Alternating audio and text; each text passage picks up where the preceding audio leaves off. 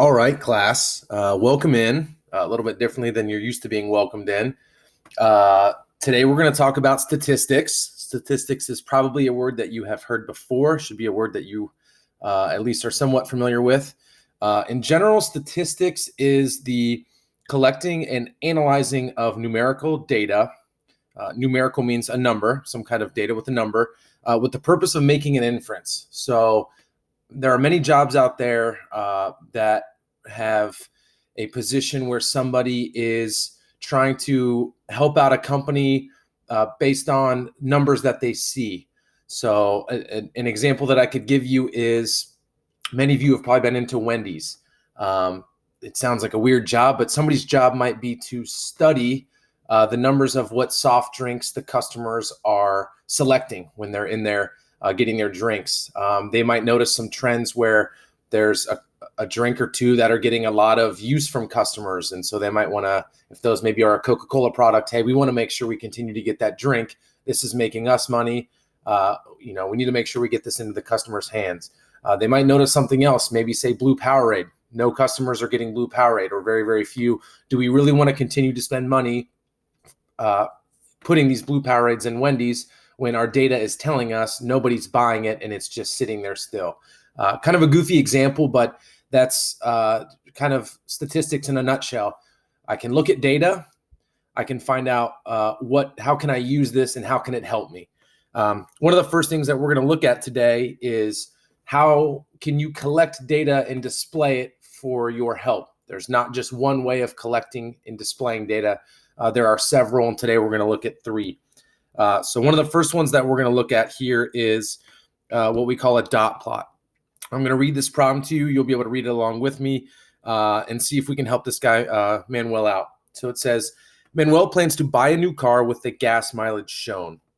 To determine if the gas mileage of this car is good, he gathers data on the estimated city driving fuel efficiency in miles per gallon of several other cars. How does the fuel efficiency of the car he wants to buy compared to the fuel efficiency of the other cars that he has researched? Okay, so here we have Manuel's car that he's interested in buying. He hasn't bought it yet. This is 26 miles to the gallon. And what that means is every time, in case you don't know, every time he puts 1 gallon of gas into his car, that car should be able to go 26 miles. And depending on the type of car you have, that number is going to change. You compare a truck or a van or an SUV to a small car, it takes a lot more, oomph to power one of those bigger cars than it does a smaller car. So you'll notice, some of the smaller cars get better miles to the gallon. Hence why some people end up going that route. So here's the other cars that he's kind of checking out, saying, is my car here really a good deal? Is this something worth keeping or purchasing, in the long run? So sometimes just seeing a big group of numbers like this just as numbers isn't super helpful. For one, they're not even listed from smallest to biggest. That might be nice to organize them. And for two, we're lucky here. It looks like Manuel has 2, 4, 6, 8, 10, 12, 14, 16. He's looking at 16 other cars, which might be crazy. If you've talked to somebody who's bought a car, it's not absolutely out of this world to look at 15 or 16 cars. You got to find the one that's right for you. People start then looking at colors and makes and models and sizes. And buying a car is not fun. I bought my first one last summer, and it's a process. It's expensive and a process. But Manuel looks like he's doing some good research here, finding out if he's getting a good deal. So what we're going to do first is we're going to organize this data. So it says Manuel wants to compare individual data. So I'm going to see if I can get rid of this here for us. It says Manuel wants to compare individual values, so a dot plot is a good way to show that information. Let's see if I can get rid of the rest of this here too. All right, bear with me here. So it says create a dot plot of the data by first drawing a number line. Okay, so here we have, if you look down below, we have our number line. It looks like it starts at 20, and he has it going all the way up to 50. We'll talk about why he has those numbers there as well. Plot each value from the table. So we're looking at this information here. How can we get this into an organized fashion? So it looks like that's been done for us. So we now have a much more clear understanding of kind of where these numbers fall as far as the rest of the cars. Andy, again, the 26 miles per gallon and the one that Manuel's really, really interested in. So now we see, okay, we did get lucky up here. 25 was the lowest value, and it is still the lowest value here. So he put one dot because one car has 25 miles to the gallon. We see a big cluster here of 25. It looks like there's 1, 2, 3, 4 of those. We get a couple at 27. 2 cars have 27 miles to the gallon. Again, 4 have 28. We got our 1, 2, 3, 4. There's one at 29, one at 30, one at 31. We have a gap, one at 35. And then we have this guy all the way out here at 45 miles to the gallon. That might be some kind of like smart car or hybrid or electric car. Or I guess it can't be an electric car if you're doing miles to the gallon, although there are some blended models. But anyways, this one here looks like it can go a long way off 1 mile per gallon. You might recognize that as looking like it doesn't belong with the data. We would call that something like an outlier. We'll talk more about that later. But back to the question at hand, right? We have to figure out, is Manuel really getting a good deal when he buys this car here for 26 miles to the gallon? I want you to take a second and think about what you would tell him, right? Would you tell him, yes, it's a good deal? Would you tell him, no, it's not a good deal, and maybe he should continue his shopping?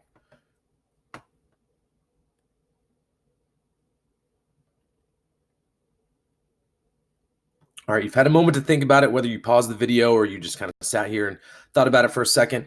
I would say, and I'm going to agree with this here, it says the dot plot shows that most of the values are clustered between 25 and 28, which I agree with, right? We have this large group right here, right here in this space, right? And that's right where his falls in, right? He's wanting this car that gets 26 miles to the gallon. It looks like it really fits with everything else, especially you take out that outlier. There's a couple higher, but when you start talking about 1 or 2 or 3 difference in a mile per gallon, unless you plan on driving across the country every day, if you're just driving around your city, that really is a very, very small difference.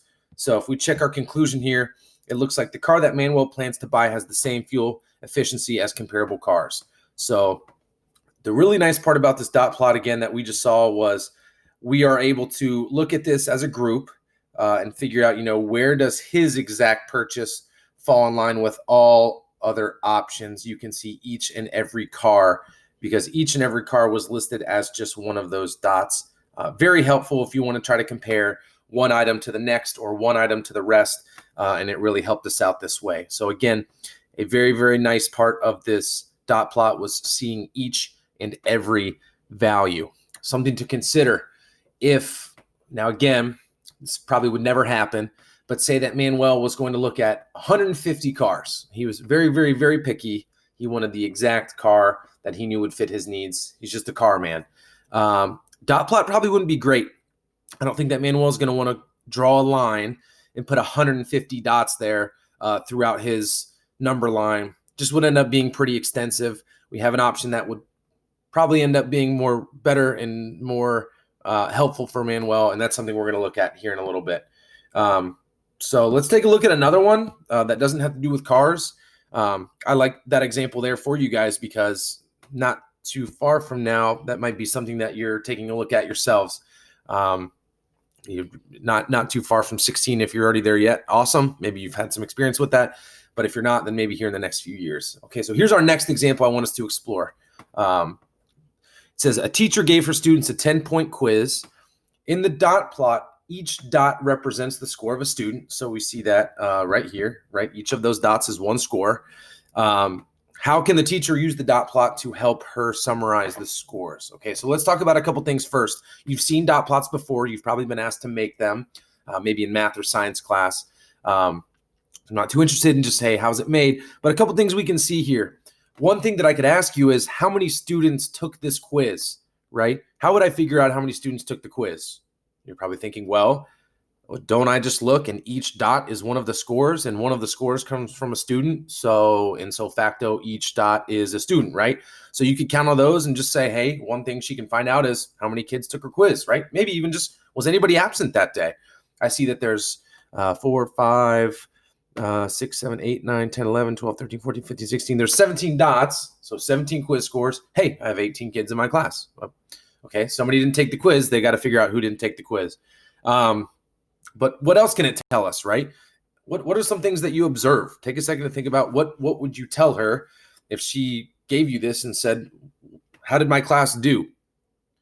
So you can probably think of two things. I see two. My eyes are kind of going to two different things here. Number one, the first thing I see is, hey, someone got a perfect. And that someone is kind of by themselves, right? They're not kind of by themselves. They are. They are the only person that got a perfect. They got a 10 out of 10. It says here that it was a 10-point quiz, right?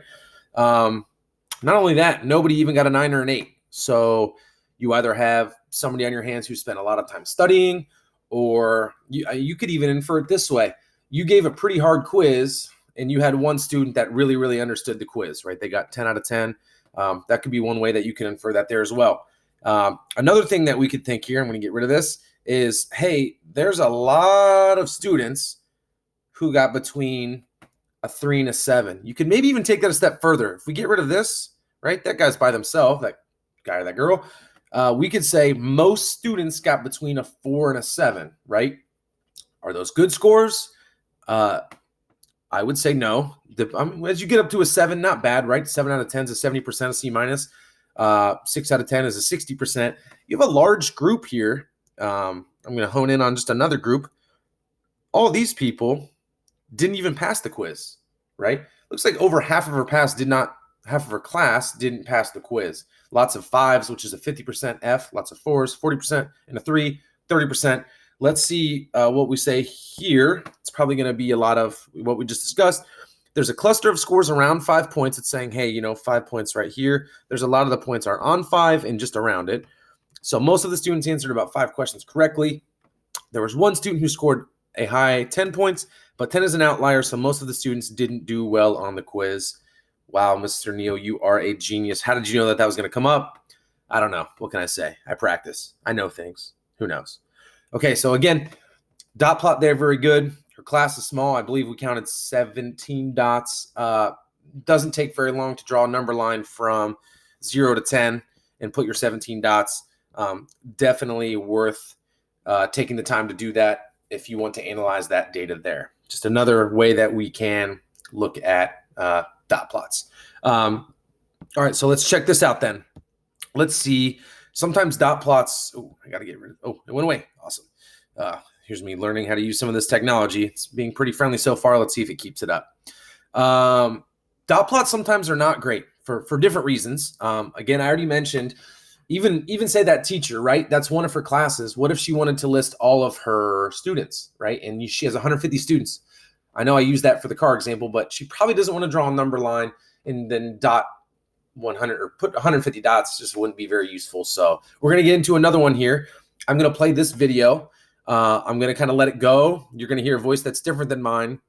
It's going to talk about a marketing team that's trying to figure out when they should put their commercial on the TV show, when and kind of where, right? So I'm going to let this play. I'm going to give you, I think it's no more than 3 minutes, and then we'll discuss after. A marketing team is about to launch a campaign for a new product that is targeted at adults aged 25 to 34 years.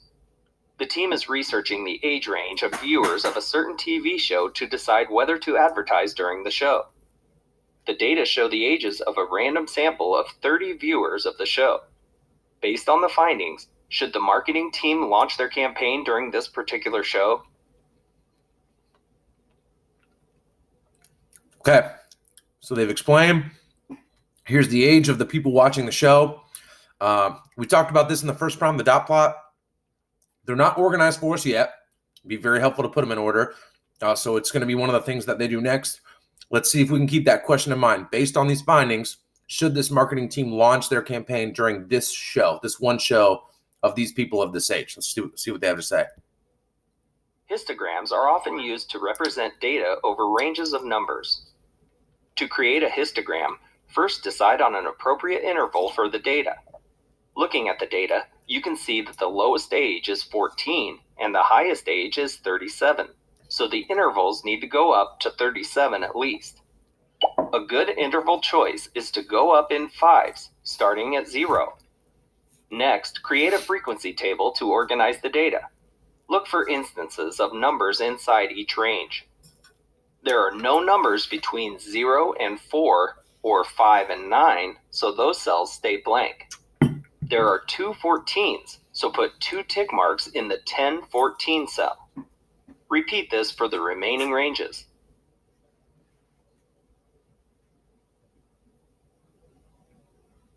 Okay, so here it looks like he's just counting up. He's looking at the data up above right here and trying to figure out where are these ages belonging on this frequency table here. This frequency table is going to help us build this histogram. You can now use the frequency table to create the histogram.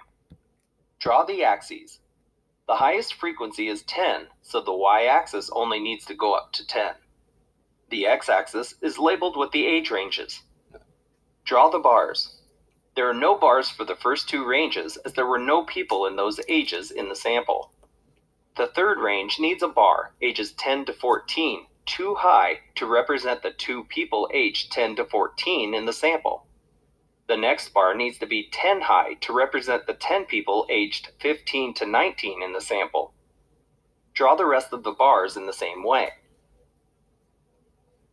All right, so here again they're just kind of taking this information from this frequency table, getting it here on this histogram. Use the histogram to interpret the data. These 2 bars represent the viewers aged 25 to 34 years of age, the age range the marketing team is interested in. Of the 30 viewers sampled, only 7 of them were in this range, less than 25%. Based on this information, the marketing team should not launch their campaign during this particular show. All right, so a couple things to add to that. You might be wondering, and I kind of wish I would have said this earlier in the problem when I first pulled it up, is why would a marketing team even in the first place be trying to advertise something to that age group? Well, maybe it goes without being said, but if you see a commercial, there's probably times you see a commercial, although it's weird, we're getting at a point where a lot of TV now with Netflix and Hulu and HBO and all of that go commercial free, but even YouTube, a lot of them do have commercials. But anyways, there's times where a commercial comes on and you tune it out because it's like, why am I even watching this commercial? It's like, is this, if they're advertising, what's a good example? If they're advertising a nursing home, right? Or if they're advertising something like a bubble leaf blower for a 5-year-old, right? How much are you going to pay attention to that? This company's trying to figure out for this product, and again, theirs is for something from 24 to 34-year-olds. Maybe that is a car, right? We want to make sure that this nice sports car that makes you feel young, makes you feel like you're driving fast and you're stylish and you're safe and all of that. We want to hit that age group. Well, based on everything that we just saw and heard, this is the age group that they're trying to hit. But not many people of that age are watching this TV show. They get a lot of people from the age of 15 to 24. Well, hey, this company is saying, after they look at this data, we need to go to another TV show or another time slot to try to hit this age here. Maybe if a lot of 15 to 24-year-olds are watching it, that would be like, high school to college age. This show might be on, right after school, if it's high school age, or, college students can take classes whenever. This might be something that, could be, we want to try to get something on in the evening. This age group right here works. 25 to 34-year-olds are generally working, and maybe that the hours are from 8 o'clock in the morning to 5 o'clock at night. You get home. Hey, we want to choose a TV show that's maybe at 6 o'clock or 7 o'clock or 8 o'clock at night. So this marketing team is saying, hey, no, we are not going to use that TV show there. That's an example of a histogram where that has a big advantage over a dot plot versus having a bunch of dots up and down. They're trying to hit a big age group, right? That 25 to 34-year-olds. So this is a big advantage over a dot plot there. Let's take a look at another example here. This one's going to be in our last form. So we've looked at a dot plot. We've looked at a histogram. And the last thing I want us to look at today is a box and whisker plot. Okay. So let's take a look at this problem. I'll read it. You can read it along. And then we're going to dive in and investigate and see what kind of information we can gather from this. It says students at a local high school organized a fundraiser for charity. Caitlin, the student council president, announces that more than half of the students raised over $50 each. The amount of money raised by a random sample of 24 students, which there's the 24 students, is shown. Does the data support Caitlin's claim? Again, here's her claim. Caitlin, the student council president, announces that more than half of the students raise over $50 each, right? Again, you can start looking at some numbers. There's 50, there's 55, there's 54, right? And then you can, if you want to count them all up, I don't know, it just seems like too much data to try to figure that out. So how can we organize it so that we have it nice and neat for us, and we can see something that's going to be a little bit more useful to us? So let me get rid of this here, and let's check this out. So one of the first things that we're going to need is just what even is a box plot, okay? So here's what we have here. It says Caitlin's claim about the distribution of values. So a box plot will reveal the information that she needs. It says a box plot shows the distribution of the data using a 5-number summary, okay? 5-number summary just means, hey, there's 5 key pieces that we're looking for that help create this, and here they are. A couple of these are going to be words that you've heard and definitely recognize. This first one, the minimum value is the least value in the set. It goes without being said. Which of those students had the least amount of money fundraised? That's the minimum, right? Probably something you knew. This next one you probably know as well, the opposite. The maximum value is the greatest value in the set. So can we look at that data and find the highest amount of money raised by one of those students? Something that you're familiar with. Another word you're familiar with here is the median, right? You heard at some point in your 6th to 8th grade years. We're going to continue to use that word throughout this chapter, but as well. The median is the middle value in the set when the numbers are arranged from least to greatest. We talked about earlier. These are not arranged from least to greatest, so finding the median there wouldn't be easy. We'd have a little bit of work to do first. These last two here are called your first quartile and your third quartile. Let's talk about the first quartile first. The first quartile is the middle number, and we saw that word up here, the middle number between the minimum value and the median. Well, minimum is a word we just talked about up above, and the median is the word we just talked about up above. And I'm going to hopefully draw something that helps this make more sense to you. Let's check out the third quartile. So the third quartile is the middle number between the median and the maximum value, right? Okay, so here's what I want you to think about. Okay, you're going to have to think about this maybe a little bit outside the box, but something I think we can all associate with. No making fun of my art here, but here is, let's see how long it takes you to figure out what I'm drawing here. Can I even do this right? Let's see one. Okay, any guesses what that is? This is why I don't teach art. Okay, this is a Hershey's bar, right? It's obviously not the right color. It's not drawn very, very pretty, but you get the point, right? A Hershey's bar. So I want you to take a second to think about this question. If I asked you to find the median of this Hershey's bar, where would you say the median is? Take a second to think. Okay, right? You'd say, well, the median, the middle, right? Well, here's the middle, right? Okay, there's your median, right?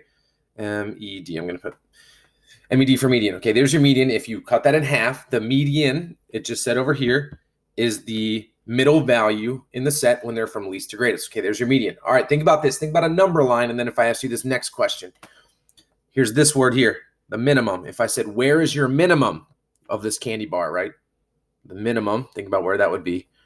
A number line. Imagine there's a number line here, right? 0, 1, 2, 3, 4, 5, 6, 7, so on and so forth.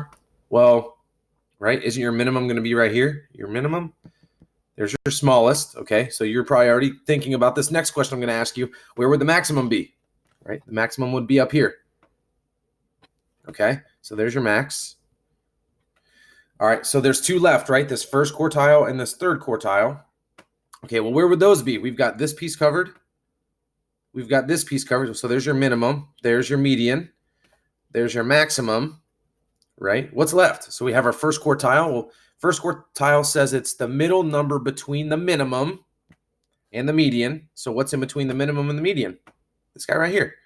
I'm going to put your FQ for first quartile. So here's my last one. You're probably all over this already. It says the third quartile is the middle number. What's in between the median and the maximum? Well, what's in between the median and the maximum? Right? This guy right here. So this is going to be, I'm going to put TQ for third quartile. Okay. Now unfortunately, I'm going to take the candy bar away, right? So hopefully you didn't fall in love with that, and hopefully I didn't make you hungry. But this is in essence what a box plot is, sans the candy bar, right? Our data is organized from least to greatest along a number line. We can easily find a median. median, excuse me, and we can easily find the first quartile and the third quartile. Give me just a second to erase all this jibber jabber here. And then we're going to take a look at one of those. It's going to be built for us. It's not always built for us. There's going to be times where you have to build your own to investigate. In this case, it is going to be built for you, and we can study it here. Look at this technology. This is just a beautiful thing, a beautiful thing. Okay, here we go. All right, that is all gone. Rid of that smidge there. Let's check this out. So we get, in essence, the 5 numbers summary. Okay, there was our 5 things. Again, minimum, maximum, median, first quartile, third quartile. Let's get rid of this, and let's check one out. The data is in order, okay, from least to greatest. They did that for us. That's wonderful. We have our least. We have our greatest. Okay, so now we're going to look at some of those things, and we're going to start finding here what this looks like again. So it's got the middle, no candy bar, I'm sorry, but it has the middle. Our median is 45. That's because there's 2 numbers here. We got lucky that the 2 numbers are the same. What's in between 45 and 45? Nothing. So 45 is our middle, right? Let's look over here at the first quartile. There's 2 numbers. So we would be looking at this. I just want to draw this and explain it just a little bit for you. Let me get rid of this. To find the first quartile, it said up above in our definition that we need to find what's in between our minimum and our median, right? So think about this. We could start crossing these out. So what's in the middle? Get rid of those 2. Get rid of those 2. Get rid of those 2. Get rid of those 2. And get rid of those 2. Now, I can't get rid of these 2 because there'd be nothing left. So I have 2 numbers. Again, I'm thinking what's in between 32 and 32? Nothing. It's the same number. So we're going to say that our first quartile is 32. Okay. So now think about the opposite, right? If I need our third quartile, sometimes you'll hear it called the upper quartile. I need to do that with just the same thing, but with the upper half of the data, right? So I need to figure out what's in between our median again. Now our maximum, right? So I could get boom, gone, gone. You might be doing this already. Those are gone. Those are gone. Those are gone. Those are gone. Now, for the first time, we have 2 numbers that are different, right? So we have 50 and 54. You're already looking at this number down below and you know the answer, but what's in between 50 and 54? Well, here's 50, 51, 52, 53, 54. What's in between those, right? We're lucky those numbers aren't too far apart. What's left in between? 52. So even though 52 is not here on this number line, right? There's no 52 there. You don't see it either. 52 is going to be our third quartile, our upper quartile. Those mean the same thing because we need to find out what's exactly in between 45 and 68. And we found that exact number there. Okay. So let's see if we get an image here. I believe we're going to get an image. Let me erase this again just to clear some of this up. And we're going to see if we can't get ourselves an actual box plot of this data here. Give me just one moment. I'm going to close this. Whoops. Let's close this. And let's check out the box plot itself. So now we have that drawn, right? Again, no candy bar, but kind of a resemblance of a candy bar. We have this number line created for us. Did they really need to start down here at 10? Probably not. Could they have started at 20? Yeah, certainly, right? We don't have any values, not a single student raised between $10 and $20. They have that nonetheless. I don't think that it took this person much time to add that on the number line. Did it need to go up to 70 over here? Yeah, it probably did because the highest number was 68. It's not a bad idea to go just a couple above that. 70 is a nice number to end on, a nice even number. So we have that there. Those numbers that we just found out in the ordered data above before this picture are listed here, right? We have one piece of information here showing our minimum, so we can easily see that. Here's going to be our quartile number 1. It's like the start of this box here, right? Okay, so there's our quartile. It creates this box. This used to be called a box and whisker plot. You might even hear that as well, or you've heard it before. The box, you clearly see the whiskers are kind of these things off to the side. There's a whisker and there's a whisker. So we have that first quartile there. If I said find the median, right, what's in the middle? Well, the middle piece of data was right there. Okay, we're looking at quartile 3. It's this upper box there. And then we have all the way out here our maximum number of 68. Okay, so I'm going to say a couple things that you'll hear again from me later, but they're important to point out now. We're going to use the word symmetry, right? Symmetry means it's the same on the left and the right. You can draw it in half. No making fun of this. Again, I'm not an artist, but if I draw if I draw a square, right? Imagine it was a perfect square. Unfortunately, mine's not perfect. And I said, is this a symmetric shape? Meaning, if I cut it down the middle, is it the same on both sides? You would tell me what?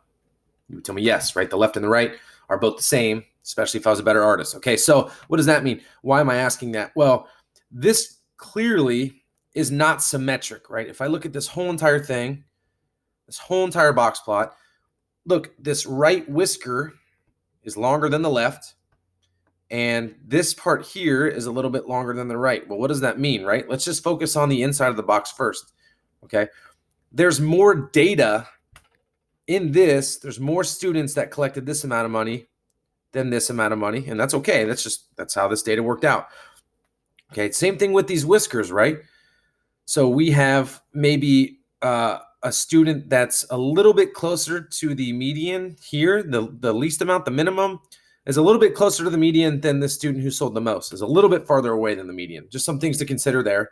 And the last thing I think that's worth pointing out, I'm going to say now, is that if I'm counting, which this does, and all box plots should, what percent of the data am I studying? We're studying 100% of the data, right? We took every single student that did this survey and we put them in on this graph, on this box plot. So each of these is going to be 25% of the data. Each of these 4 pieces, where I can call this one, piece 2, piece 3, and piece 4, is going to represent 25% of the data. So this would be 25%, this would be 25%, this piece would be 25%, and this piece would be 25%, right? So when you have that, you might be thinking, wait, okay, so they all say 25%, but they don't all look the same size. Well, because we have some students packed in some of these more that were some very popular answers. We got a lot of students raising here between, it looks like about 40, we'll say 40, what is that, $45 to $52. There's a lot of students that did that. Think about too, this is a goofy story. If you have a sibling, right? Some of you have a sibling, or if you don't, imagine you have one. I have a story when I was probably in elementary school. I have a sister that's 2 years older than me. We went through the Dairy Queen drive-thru, and my mom got us a ice cream sandwich. Okay, so she said, "You guys can have one ice cream sandwich, and you're going to share it." I said, "Okay, that doesn't seem very fair. I would just like my own." I'm thinking that to myself, but I'm also like, "Hey, I'm getting half an ice cream sandwich. That's better than getting none," right? So you can probably imagine how this goes. We get the ice cream sandwich. She gives it to my sister because she's older. So that must mean she's smarter, right? She's older than me. She must be smarter than me. No, I don't think so. But she says, break this in half, give half to your brother, and you get half as well, right? When she breaks it in half, do you think it really breaks exactly in half? Unfortunately, no. And who's that unfortunate for? That's unfortunate for me, because when my sister breaks it in half, she has a half in each hand, quote unquote half.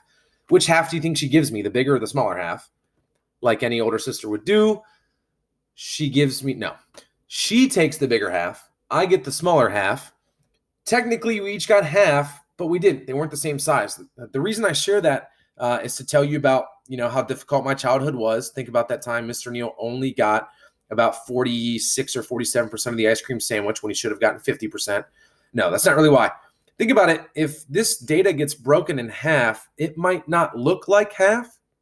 If the halfway part of this data is this median here, right? That means 50% of the data should be this way and 50% of the data should be this way. And it is, but they might not look the same size. Just something to consider. Okay, I went on kind of a rant there. Again, if I made you hungry with the ice cream sandwich, go to your local Dairy Queen, support them, get yourself one. I live kind of far. I'd say bring me one as well, but I think it'd take you a little bit too long. So think about that. Those are things that are going to get brought back up, but keep it in mind nonetheless. So if I want to close this, what was the original question, right? What was the question? The question was, Caitlin is claiming that the students at her school, that more than half of the students at her school raised over $50, right? I'm going to pull this back up because we need it. Where's the halfway point? The halfway point's at 45. Half of the data is this way. Really? Did half of the students at her school raise more than $50? No, here's 50, right? So we know this piece is 25%. So we know 25% raised more than $50. There is a little piece here that's above 50. I don't know, call that another 10%. She would be more accurate in saying something like 35. Well, that's not a 3. Let's try that one more time. 35% of the students at her school raised $50 or higher. Or even a better statement for her would be that 50% of the students at her school raised $45 or more. We're looking at that $45 mark from right there that we found in the median. Okay, so again, a big part of box and whisker plots are telling percentages. If I were to ask you, how many texts a day does the top 50% of Westland students send in a day? Or if I were to ask you, how many students or how many siblings do the top 25% of Westland students have? This would be very advantageous. When you think of percents, when you're studying data, box plots are very, very helpful and useful. Okay, so let's take a look here. One or two more things to touch on, and then I'm going to sign off and send you on your way for some of your practice and some of your thinking here. So we just looked at a box plot. So here's another one I want us to check out. All right, so this time we get the freedom, right? Which of these is maybe going to make the most sense for us based on the data and research that we're being told here. So let's check this one out. This says Helena's dance team scores 68 points at a competition. The scores for all of the teams that competed are shown. So here they are, right? We have it looks like 16 different teams had these individual scores for their team. Okay, what are we doing here? So we need to read on. A, it says, Helena wants to know what place her team finished. Should Helena use a dot plot, a histogram, or a box plot to display the data? She wants to know what place her team finished. What place? Okay, so if you're remembering what we just came from, right? We came from this one, the box plot. That was really good for percents, right? She's not mentioning a percent. So if she were to say, did my team place in the top 50%? Did my team place in the top 25%? Did my team place in the bottom 25%? That would be great. She's not asking that. Box plot, probably not the best idea. Okay, so then we're trying to figure out what's good after that. Well, again, she wants to know what place did her team finish? So she wants to be able to count. She wants to be able to look at this graph and count exactly, did I finish first, second, third, 18? No, not 18. There's not 18 teams. Did I finish 10th? So she wants an individual score compared to everybody else. So now we're choosing between a dot plot and a histogram. Which of those showed an individual score? Okay, it's a dot plot, right? Dot plots show individual values. Every dot is a score, whereas a histogram is going to group things, right? That's going to have her team grouped in. Maybe she would have something like any team that scored between a 60 and a 70 in one group, and then a 71 let's go, 71 to an 80. It's not perfect intervals. Let's kind of ignore some of that. But then she'd be in a group. We don't know exactly where she falls in that group. We just know that she would be in that group or that bar. So that's also not a good option. We're thinking a dot plot from here, right? Let's go ahead and see if we can have one of those drawn for us and see what that looks like. So solution. There are three features of the types of graphs. We kind of just discussed these a little bit. Let's touch on them again. The dot plot here at the top has dots for each value. That's very important of the data. It shows clusters of data and outliers, right? So maybe she would even want to know, hey, am I along with most other teams, or are we far above or far below? Histogram groups values together. The word group, you're going to start associating with histogram. Set into ranges and intervals. Individual values are not displayed, and she wants to know her individual team compared to the other individual teams, okay? So that would not be a good one, like we said. Last but not least, it says the box plot shows the center, right, that median, and the spread of the data. So that spread would be from your minimum all the way to your maximum, right? Those two dots there. But it does not show individual data, but summarizes the data using 5 key pieces of information. Okay, so it says Helena is interested in displaying individual scores. Boom. A dot plot will display that data there. Now, is this going to have us do... That's it, right? We're just answering that we're not going to make the dot plot. We just wanted to be able to answer that question there as well. Okay, so let's take a look. Are we going to be presented with another opportunity to help decide what is best for us? We have this additional example here, and then I want to summarize all of this information for you and get you logged off and looking at some of your practice. Okay, here's our last problem of this lesson. It says a botanist, which a botanist is somebody who, if I remember correctly, studies like plants, different kinds of plants. Could be, I don't know, maybe vegetables, maybe just flowers, maybe, I don't know. There's all kinds. Don't quote me on that, but I believe that that's what we're looking at here. She planted 20 seeds. It says she collected data on the number of days that it took before the seeds produced a flowering plant.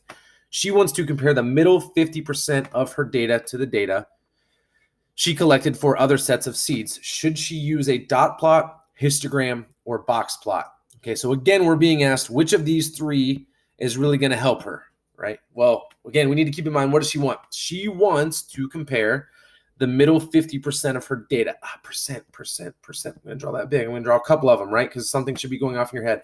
Which of those was showing us percents? Take a second to think about it. Which one showed us percents? Okay. If you've thought about it, Mr. Neal's taking a sip of his coffee. Hopefully that's enough time. It's a box plot, right? We're wanting to see that information. Box plots show percents. We can see 100%. We can look at a 25% and a 50%. We can see all of those at once, right? This is telling us right here, I'm not going to read through these.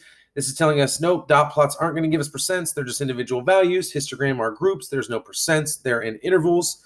Box plots show us these. They show us the 25th, the 50th, the 75th percentiles. She wants the middle 50%, right?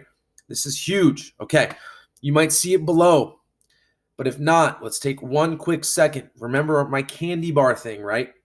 You break that Hershey's bar up, you have your 25% here, you have your 25% here, you have your 25% here, and you have your 25% here. Yes, I hope you're thinking, those aren't all the same size on a box plot, no matter what. This piece, this piece, this piece, and this piece, each are 25% representation of all of the data, no matter how, goofy it might look. You might have, sometimes you'll even see a box plot that looks like this, something really goofy, and you're thinking, that's like, how is this one piece going to be 25%? No, even though it's so small, that's 25% of your data. You might just have a ton of your information packed into that piece. Not a ton, 25% packed into that piece. So her question was, she wanted to know the middle 50% of her data, right? The middle 50.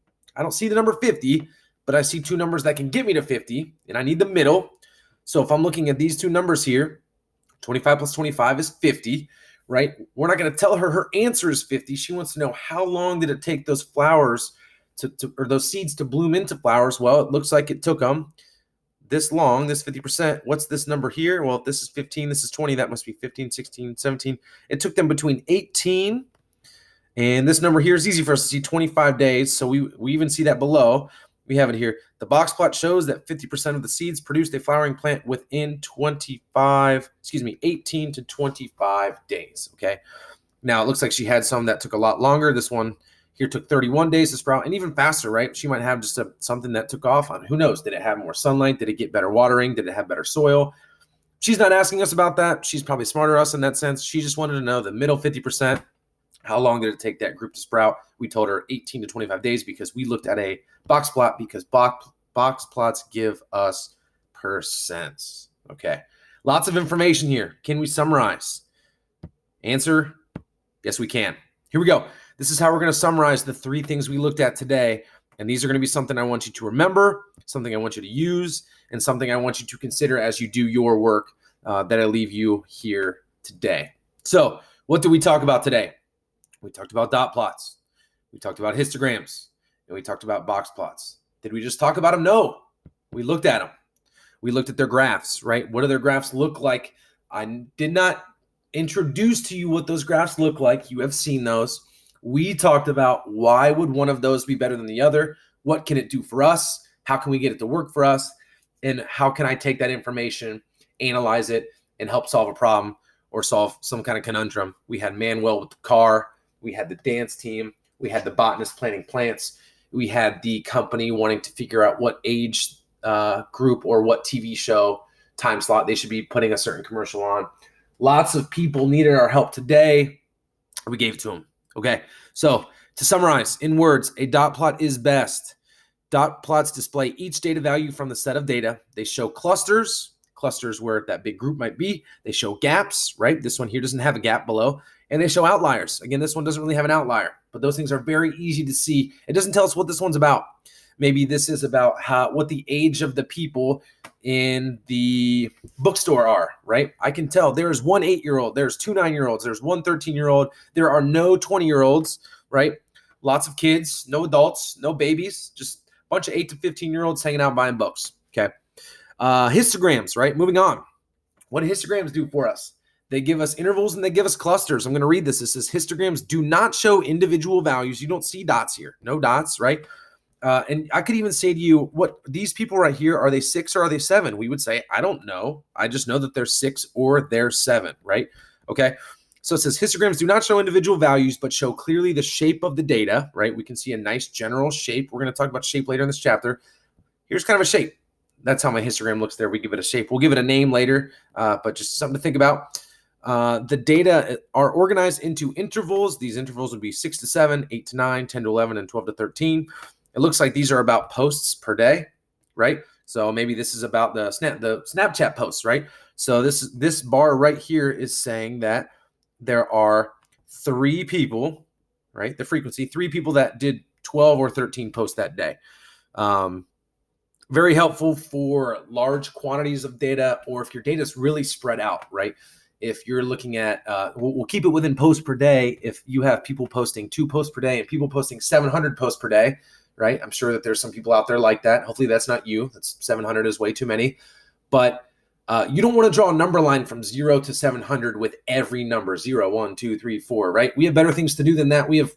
Our time is more valuable. So we could group it maybe 0 to 99, 100 to 199. Some things to consider there. Last but not least, we have our wonderful, wonderful box plots. What did they do for us? Well, again, this is what they look like. What do they do? Box plots show the center, right? Here's our center, our median, right? And spread of distribution. So how does it spread out, right? What's it spread look like? Box plots provide the following information. It provides remember, we called it a 5-number summary, right? These 5 things are the minimum, the smallest number, the maximum, the highest number, the median, the middle, the first and the third quartiles, which was halfway between the middle and the low, and halfway between the middle and the high. We see, and if we remember our percents, 25% here, 25% here, 25% here. There is no whisker, so technically this guy is rocking a nice 50% of the data here. Those are pretty, not rare. I don't know if rare is the right word, but there's going to be times where you notice that there is no whisker on one of those ends. I told you they could get to be goofy shapes. We'll look at those a little bit more, but generally each of those 4 pieces are 25%. I appreciate you guys following along in today's lesson, the first one of the year. There's going to be some directives after this on Google Classroom for you guys to practice and use this information and tell me really just, do you know when we should use which one and what can I get from each of these? I should be able to put a dot plot in front of you and say something like, where is the cluster? Or I should be able to put a histogram in front of you and say, what interval had the most people in it, or, was there an outlier? Some things like that. And I should be able to put a box plot in front of you and say, what numbers are the bottom 25% of this data? So stay tuned and we will chat soon.